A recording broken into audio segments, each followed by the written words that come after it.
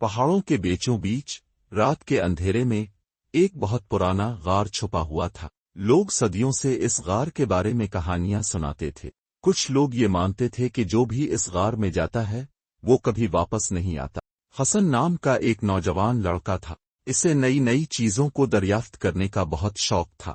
جب اس نے اس عجیب غار کے بارے میں سنا تو وہ بہت پرجوش ہو گیا۔ وہ اپنے دو دوستوں فرحان اور جمشید کے ساتھ اس غار کو تلاش کرنے کے لیے چل پڑا۔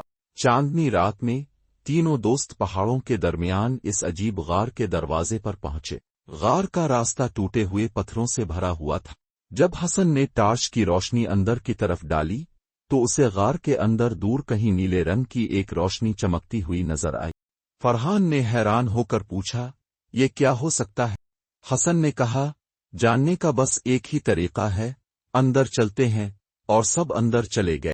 اندر جاتے ہی انہیں پتھر کی دیواروں پر عجیب و غریب نشان ملے جو کسی ایسی زبان میں تھے جسے وہ نہیں جانتے تھے۔ جمشید نے دیوار پر ہاتھ پھیرا اور کہا، یہ نشانات کسی بہت پرانے زمانے کے لوگوں کے لگتے ہیں۔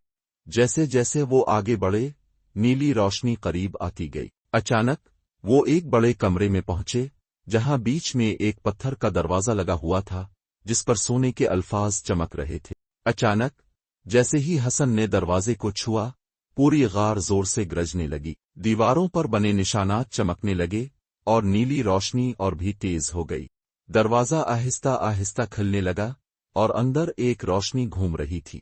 تینوں دوست پیچھے ہٹنے ہی والے تھے کہ اچانک ایک زوردار کھچاؤ محسوس ہوا اور وہ تینوں روشنی میں کھینچے گئے۔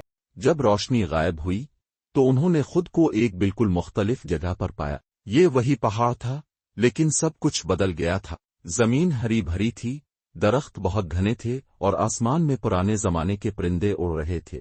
اچانک ایک قبیلے کے لوگ ان کے چاروں طرف جمع ہو گئے۔ ان کے کپڑے اور ہتھیار ایسے تھے جیسے بہت پرانے زمانے میں ہوتے تھے۔ قبیلے کے سردار نے اشارہ کیا کہ وہ ان کے ساتھ چلیں۔ وہ انہیں ایک پرانے مندر کے پاس لے گئے جہاں ایک پتھر کی تختی پر وہی سونے کے نشان بنے ہوئے تھے جو غار میں دروازے پر تھے۔ حسن نے تختی کو غور سے دیکھا اور سوچا شاید یہ واپس جانے کا راستہ ہے۔ حسن نے ہمت کر کے تختی کے الفاظ بلند آواز میں پڑھے اور ایک زوردار روشنی نے ہر چیز کو اپنی لپیٹ میں لے لیا۔ جب روشنی ختم ہوئی تو وہ تینوں واپس اسی غار میں تھے جہاں سب کچھ پہلے جیسا تھا۔ دروازہ اب بند ہو چکا تھا اور نیلی روشنی غائب تھی۔ جمشید نے آہستہ سے پوچھا، یہ کیا تھا؟ کیا ہم واقعی ماضی میں گئے تھے؟ وہ تینوں خاموشی سے غار سے باہر نکلے، دل میں ایک ایسا راز لیے جو شاید کوئی اور کبھی نہ جان سکے۔